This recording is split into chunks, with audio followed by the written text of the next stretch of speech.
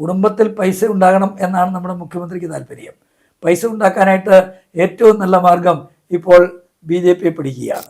ശക്തമായിട്ട് പ്രതികരിക്കേണ്ട കേരള മുഖ്യമന്ത്രി ഈ വോട്ട് കൊള്ളയ്ക്കെതിരായിട്ട് പറയാത്തതിൻ്റെ കാരണം പോലും ഈ അന്തർധാരയായിരിക്കാം. വീണ് കിടക്കുന്ന വീണ എന്ന ആദ്യമൊക്കെ നമ്മൾ വിചാരിച്ചെങ്കിലും വീണയൊക്കെ ഇപ്പോൾ ഒരുപാട് ഉയരത്തിലാണ്. മാണി സാറിനെ ക്രൂരമായിട്ട് CPM-കാർ അതിക്രമിക്കുന്നതും ഇന്നത്തെ വിദ്യാഭ്യാസ മന്ത്രി തന്നെ അവിടെ സ്പീക്കറിന്റെ മുമ്പിലുള്ള മേശപ്പുറത്ത് കയറി ചവിട്ടുനാടകം കാണിക്കുന്നതും ഒക്കെ നമ്മൾ കണ്ടതാണ്. അതൊക്കെ മാണി സാറിനെതിരായിട്ടായിരുന്നു.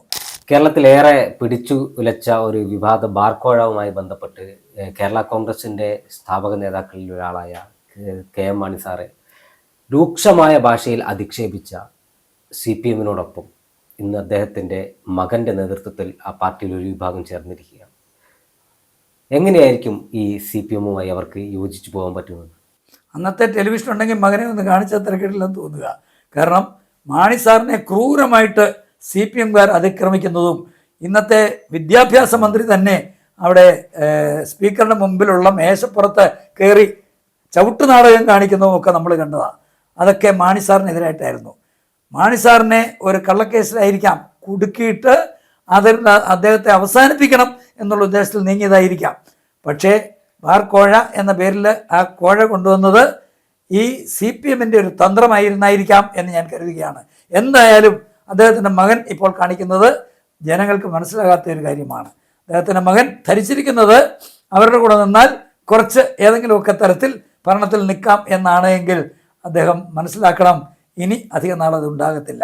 കഴിഞ്ഞ പ്രാവശ്യം കേരളത്തിൽ 5 സീറ്റാണ് അവർക്ക് കിട്ടിയത്. കുറേ അധികം മത്സരിച്ചു, 5 സീറ്റ് കിട്ടി. ഇനിയും ആ 5 സീറ്റെങ്കിലും കിട്ടും എന്നാണ് ധാരണയെങ്കിൽ അടുത്ത പ്രാവശ്യം LDF-ലാണെങ്കിൽ 0 സീറ്റായിട്ട് ഇത് മാറും എന്ന ബോധ്യം അദ്ദേഹത്തിനില്ലെങ്കിലും അദ്ദേഹത്തിൻ്റെ കൂടെയുള്ള പലർക്കും ഉണ്ടെന്നാണ് ഞാൻ മനസ്സിലാക്കുന്നത്. അവർ പലരും പല രീതിയിൽ ആഗ്രഹം പ്രകടിപ്പിക്കുന്നുണ്ട്, UDF-ലേക്ക് വരണമെന്ന് പലരും പറയുന്നുണ്ട്. പക്ഷേ അങ്ങനെ അങ്ങോട്ട് ചെന്ന് പിടിക്കാനൊന്നും UDF-ന് ആരെയും ആവശ്യമില്ല. അവരങ്ങോട്ട് ചെന്ന് നിങ്ങൾ വാ എന്ന് പറഞ്ഞ് പിടിക്കാനും തയ്യാറില്ല. പക്ഷേ അവർ ഏറ്റവും വലിയ ഒരബദ്ധത്തിലാണ് എന്നുള്ളത് മാണി സാറിൻ്റെ മകനെങ്കിലും മനസ്സിലാക്കാൻ തയ്യാറാകണം. മാണി സാറിൻ്റെ മകന് ഒരു പരിധിവരെ അത് മനസ്സിലാക്കാനായിട്ടുള്ള ഒരുപാട് ഉദാഹരണമുണ്ട്. ഞാൻ അതിലേക്കൊന്നും കിടക്കുന്നില്ല. അങ്ങനെയുള്ള ഉദാഹരണങ്ങൾ മുൻപിലുള്ള ഒരെണ്ണമാണ് എടുത്തു പറഞ്ഞത്. അത് എല്ലാവരും കണ്ടതാണ്. കേരളത്തിലുള്ള രാജ്യത്തുള്ള മുഴുവൻ ആളുകളും ലോകത്തുള്ള മുഴുവൻ ആളുകളും കണ്ടിട്ടും അത് കണ്ട ഒരു ധാരണ പോലും നമ്മുടെ പ്രിയങ്കരനായ മാണി സാറിൻ്റെ പുത്രൻ ഇല്ലാതെ പോയല്ലോ എന്നോർക്കുമ്പോൾ മാണി സാറിനെ ചതച്ച് കൊന്നിരുന്നാലും ജോസ് കെ മാണി ഇത് തന്നെ ചെയ്യുമായിരുന്നു എന്ന് തോന്നിപ്പോവുകയാണ്. അതോടൊപ്പം തന്നെ ഈ CPI ഉൾപ്പെടെയുള്ള ആളുകൾ ഇടതുമുന്നണിക്കെതിരെ CPIയുടെ സംസ്ഥാന സമ്മേളനത്തിലെ റിപ്പോർട്ടിൽ മുഖ്യമന്ത്രിയുടെ പോലീസ് ഭരണത്തിനെതിരെ, ആരോഗ്യവകുപ്പിനെതിരെ പല വിമർശനങ്ങൾ ഉയർത്തുകയാണ്. ഏതെങ്കിലും തരത്തിൽ ഇത്തരത്തിലുള്ള ആളുകളെ, നേരത്തെ UDF-നോടൊപ്പം ചേർന്ന പാരമ്പര്യം CPIക്കുണ്ട്, കൂടുതൽ ആളുകളെ തെരഞ്ഞെടുപ്പിന് മുന്നോടിയായി ഇടതുമുന്നണിയിൽ ഏതെങ്കിലും പാർട്ടിയെ UDF-ൽ എത്തിക്കാനുള്ള ഒരു നീക്കം UDF-ന്റെ ഭാഗത്ത് നടത്തുന്നുണ്ടോ? അല്ല, UDF ആരുടെയും മുന്നിൽ വാതിൽ അടയ്ക്കാറില്ല. വരുവാണെങ്കിൽ ഇങ്ങോട്ട് പറയുകയാണെങ്കിൽ അത് കേട്ട് അവരെ വരുത്താവുന്നതാണെങ്കിൽ വരുത്താൻ മടി കാണിക്കാറില്ല. പക്ഷെ അങ്ങോട്ട് പോയി നീ വാ എന്ന് പറഞ്ഞ് പിടിക്കത്തില്ല. CPI വളരെ കാര്യമായിട്ട് വിമർശിക്കുന്നതിൻ്റെ കാര്യം എന്താണെന്ന് വിചാരിച്ചാൽ അത് CPM-ലും ഉണ്ട്, അത് പുറത്തു വിടാത്ത. അവർക്കെല്ലാം അറിയാം ഇപ്പോഴത്തെ ഈ പോക്ക് കൊണ്ട് അപകടമാണ് എന്ന്. ഇപ്പോഴത്തെ ഈ പോക്ക് എല്ലാ വിധത്തിലും അപകടമാണ് എന്നുള്ളത് വ്യക്തമാണ്. ഇപ്പോൾ നമ്മുടെ ആരോഗ്യമന്ത്രി വീണ, മറ്റേ വീണയെപ്പോലെ വീണ് കിടക്കുന്ന ഒരാളാണ് ആരോഗ്യമന്ത്രി വീണ.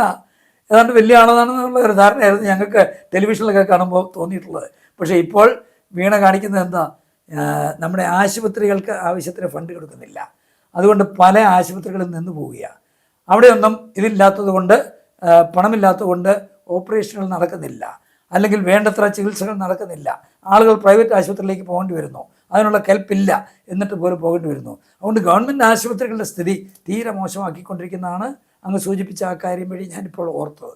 അങ്ങനെ എല്ലാ മേഖലയിലും അത് CPI-യിലും CPM-ലും ഉൾപ്പെടെ ഭരണകക്ഷിയിൽപ്പെട്ടവരിൽ വരെ ചർച്ചയാകുന്നു എന്നുള്ളതൊരു സത്യമാണ്. അവർക്ക് അത് ചർച്ചയാക്കാതിരിക്കാൻ പറ്റില്ല. കാരണം അവർ ജനങ്ങളുടെ വിഷയം പറയേണ്ടിടത്ത് പറയേണ്ടതല്ലേ, പക്ഷേ അത് പുറത്തു വരുന്നു എന്നുള്ളതാണ് കാര്യം. പക്ഷേ CPM-ൻ്റെ ഒരാൾ പറഞ്ഞു ഞങ്ങളുടെ ചർച്ച വന്നാലും അത് പുറത്തു വരത്തില്ല എന്ന്. അതായിരിക്കാം അവർ പുറത്തു വിടത്തില്ല, അതാണ് അവരുടെ വ്യത്യാസം. ഇവരുടെ പുറത്ത് വരുമായിരിക്കാം. പക്ഷേ എന്തായാലും അവരുടെ ഇടയിലും ശക്തമായിട്ടുള്ള വിമർശനം വരുന്നു എന്നുള്ളത് വളരെ വ്യക്തമാണ്. അത് CPM ഉണ്ട് എന്നുള്ളതാണ് സത്യം. അത് 2026 നിയമസഭാ തെരഞ്ഞെടുപ്പ് UDF-നെ സംബന്ധിച്ചിടത്തോളം ഏറെ നിർണായകമാണെന്ന കാര്യത്തിൽ തർക്കമില്ല. കാരണം 2 തവണയെ പ്രതിപക്ഷത്തിരിക്കുന്നു. ഇത്ര കാലത്തെ രാഷ്ട്രീയ പരിജ്ഞാനമുള്ള പരിചയമുള്ള താഴെത്തട്ട് മുതൽ സംഘടനാ പ്രവർത്തനം നടത്തിയ ഒരു വ്യക്തി എന്ന രൂപത്തിൽ എത്ര സീറ്റ് പ്രതീക്ഷിക്കാം UDF-ൽ? അല്ല, എനിക്ക് തോന്നുന്നു UDF-ൽ ഏതായാലും 100-ൽ കൂടുതൽ സീറ്റ് കിട്ടാനുള്ള സാധ്യതയുണ്ട്. 140 സീറ്റ് ഉള്ളതിൽ സാധാരണഗതിയിൽ ഒരു ഒരു ഒരു തെരഞ്ഞെടുപ്പ് വരുമ്പോൾ നമ്മൾ ചിന്തിക്കുന്നത് ഏതാണ്ട് ഈക്വലായിരിക്കും കേരളത്തിൻ്റെ ഒരു സ്ഥിതി വെച്ചുകൊണ്ട്. UDF-ന് പകുതി, LDF-ന് പകുതി, അതിൽ കൂടുതൽ കിട്ടുന്ന ആൾ ജയിക്കും എന്നൊക്കെയാണ് നമ്മൾ ധരിക്കാറുള്ളത്. പക്ഷേ ഇപ്പോഴത്തെ സ്ഥിതി അതല്ല. ഇപ്പോൾ LDF-ന് വളരെ എതിരായിട്ടുള്ള നീക്കമാണ് LDF തന്നെ ഉണ്ടാക്കിക്കൊണ്ടിരിക്കുന്നത് എന്നുള്ളത് കൊണ്ട് LDF ഒരു കാരണവശാലും ഭരണത്തിലേക്ക് വരില്ല. ഞാനൊരു മിനിമം പറയുന്നത് 100-ൽ പരം സീറ്റിന് UDF വിജയിക്കും, ഒരു സംശയവുമില്ല. കേരളത്തിലെ ചില മാധ്യമങ്ങൾ പറയുന്ന, അല്ലെങ്കിൽ BJP വിലക്കെടുത്ത് ചില മാധ്യമങ്ങൾ പറയുന്ന ഒരു കാര്യമുണ്ട്. LDF UDF എന്നതിലപ്പുറം ഇനി വരാനിരിക്കുന്ന തെരഞ്ഞെടുപ്പുകളിൽ, അല്ലെങ്കിൽ ഇപ്പോൾ തന്നെ BJP NDA മുന്നണി കളം പിടിച്ചു കഴിഞ്ഞെന്ന്. ഏതെങ്കിലും തരത്തിൽ അങ്ങനെ ഒരു സാധ്യത NDA മുന്നണിക്ക് കേരളത്തിൽ ഉണ്ടോ? എന്തെങ്കിലും ഒരു സാധ്യത? BJPക്ക് അതില്ല എന്ന് മാത്രമല്ല, തിരുവനന്തപുരത്ത് അനിൽ എന്ന് പറയുന്ന ഒരു BJP-കാരനോട് ചെയ്തത് ഇപ്പോൾ അദ്ദേഹം ആത്മഹത്യ ചെയ്തപ്പോൾ ആത്മഹത്യാക്കുറിപ്പിൽ വരെ എഴുതേണ്ടി വന്നു എന്ന് പറഞ്ഞാൽ, അവരുടെ ആളുകളോട് പോലും അവർ ചെയ്യുന്നത് ഇതാണ് എങ്കിൽ അവർ ബാക്കിയുള്ളവരോട് എങ്ങനെയാണ് പ്രവർത്തിക്കാൻ പോകുന്നത്, അല്ലെ പ്രവർത്തിച്ചു കൊണ്ടിരിക്കുന്നത് എന്ന് വ്യക്തമായ ബോധ്യമുള്ള കേരളത്തിലെ ജനങ്ങൾ ഒരു കാരണവശാലും അവരെ അടുപ്പിക്കത്തില്ലെന്ന് തന്നെയല്ല, ഒരു സീറ്റ് പോലും BJPക്ക് കിട്ടത്തില്ല തെരഞ്ഞെടുപ്പിൽ. അവസാനമായ ഒരു ചോദ്യം കൂടി. കേരളത്തിലെ മൈക്രോ ഫിനാൻസ് തട്ടിപ്പുമായി ബന്ധപ്പെട്ട് ആരോപണ വിധേയനായി അന്വേഷണം നടത്തുന്ന ഒരു വ്യക്തിയാണ് വെള്ളാപ്പള്ളി നടേശൻ. വെള്ളാപ്പള്ളി നടേശന്റെ അടുത്തിടെ ഉണ്ടാകുന്ന നിരവധിയായ പ്രസ്താവനകൾ കേരളത്തിലെ ന്യൂനപക്ഷ വിഭാഗത്തിന് എതിരായിട്ടാണ്. അതായത് ഒരു ഭാഗത്ത് ക്രൈസ്തവ സമൂഹത്തെ ആണെങ്കിൽ മറുഭാഗത്ത് മുസ്ലിം സമുദായത്തെ ആക്ഷേപിക്കുകയാണ്. ഇത്തരത്തിലുള്ള വെള്ളാപ്പള്ളി നടേശനെ മുഖ്യമന്ത്രി പിണറായി വിജയൻ ചേർത്ത് പിടിക്കുകയാണ്. ഏറ്റവും അവസാനം ആഗോള അയ്യപ്പ സംഗമം പമ്പയിൽ നടത്തിയപ്പോൾ മുഖ്യമന്ത്രിയുടെ വാഹനത്തിൽ, അതായത് വിജിലൻസ് വകുപ്പ് കൈകാര്യം ചെയ്യുന്ന മുഖ്യമന്ത്രിയുടെ വാഹനത്തിൽ ഒരു വിജിലൻസ് കേസിൽ അന്വേഷണം നേരിടുന്ന പ്രതിയായ ഈ വെള്ളാപ്പള്ളി നടേശൻ എത്തുകയാണ്. വെള്ളാപ്പള്ളി നടേശനെ പോലെയുള്ള ഒരു വ്യക്തിയെ കേരളത്തിൻ്റെ അകത്ത് മത ധ്രുവീകരണത്തിന് ശ്രമിക്കുന്ന, അല്ലെങ്കിൽ ന്യൂനപക്ഷങ്ങളെ നിരവധിയായ തവണ അധിക്ഷേപിക്കുന്ന ഈ വെള്ളാപ്പള്ളി നടേശനെ മുഖ്യമന്ത്രി എന്തിനാണ് ചേർത്ത് പിടിക്കുന്നത്? ശ്രീനാരായണ ഗുരുദേവനെ നമുക്ക് എല്ലാവർക്കും വലിയ ആദരവോടെ കാണാൻ പറ്റത്തുള്ളൂ. അദ്ദേഹത്തിൻ്റെ അനുയായികളായ കൂടുതൽ SNDP-യിലുള്ള ആളുകളുടെ ഒരു നേതൃനിരയിൽ നിൽക്കുന്ന ആൾ എന്നുള്ള നിലയിലാണ് വെള്ളാപ്പള്ളിയെ നമുക്ക് കാണാൻ പറ്റുന്നത്. അതുകൊണ്ട് അദ്ദേഹത്തിനെതിരായിട്ടൊന്നും പറയാനായിട്ട് ഞാൻ ഉദ്ദേശിക്കുന്നില്ല. പക്ഷേ അദ്ദേഹം പറഞ്ഞ ഒരു കാര്യം ശരിയാണോ എന്ന് എനിക്കും സംശയം. പിണറായി വിജയൻ ദൈവവിശ്വാസിയായി എന്ന് പറയുകയുണ്ടായി. അതുകൊണ്ടാണ് ഞാൻ പറഞ്ഞത് കുരിശു എടുത്തുകൊണ്ട് ദുഃഖവെള്ളിയാഴ്ച പോകാൻ സാധ്യതയുണ്ട് എന്ന് പറഞ്ഞത്. അതുപോലെ നമ്മുടെ മുസ്ലിംസിന് ഉള്ള ചന്ദ്രക്കലയോ ഒക്കെ എടുത്തുകൊണ്ട് പോകാനുള്ള സാധ്യതയുണ്ട്. അങ്ങനെ എവിടെയും വോട്ട് പിടിക്കാൻ വേണ്ടി അദ്ദേഹം ചെയ്യുന്നതാണ് എന്നുള്ള ബോധ്യം ജനങ്ങൾക്കുണ്ട്. എങ്കിലും അത് പറഞ്ഞ ആൾക്ക് അതില്ലാത്തത് കൊണ്ടാണോ, അല്ലെങ്കിൽ കാറിലൊക്കെ കയറ്റിക്കൊണ്ടുപോയി അവർ തമ്മിലുള്ള അടുപ്പം കൊണ്ടാണോ എന്നെനിക്കറിയില്ല. ഏതായാലും അവർ തമ്മിൽ വലിയ അടുപ്പമാണ്. ആ അടുപ്പത്തിൻ്റെ പേരിലായിരിക്കാം. പിന്നെ വെള്ളാപ്പള്ളിയുടെ കുറ്റമാണെന്ന് ഞാൻ പറയുന്നില്ല. വെള്ളാപ്പള്ളിക്ക് വളരെ വിശാലമായിട്ടുള്ള പല കാര്യങ്ങളും ചിന്തിക്കേണ്ടതായിട്ടുണ്ട്. അദ്ദേഹത്തിന് പലരുടെയും ആവശ്യങ്ങൾ നേടിയെടുത്ത് കൊടുക്കാനുണ്ട്. പക്ഷേ അതിനുവേണ്ടി പല രീതിയിൽ പല കാര്യങ്ങൾ ചെയ്യേണ്ടി വരും. പക്ഷേ പിണറായി വിജയൻ എന്തിന് ഇത് ചെയ്യുന്നു എന്നുള്ളതാണ് നമ്മൾ നോക്കേണ്ടത്. പിണറായി വിജയൻ ഈ കേരളത്തിൽ ഏറ്റവും അധികം വോട്ടുള്ള ഒരു വിഭാഗത്തെ പിടിക്കുവാൻ വേണ്ടി, അവരെ സ്വന്തമാക്കുവാൻ വേണ്ടി ഇങ്ങനെ ചെയ്യുകയാണ്. പക്ഷേ അദ്ദേഹം കുത്തിയെന്ന് പറഞ്ഞാണെന്നാണ് എനിക്ക് തോന്നുന്നത്. CPM-ൻ്റെ MA ബേബി തന്നെ അതിനെതിരായിട്ട് പറഞ്ഞു കഴിഞ്ഞു.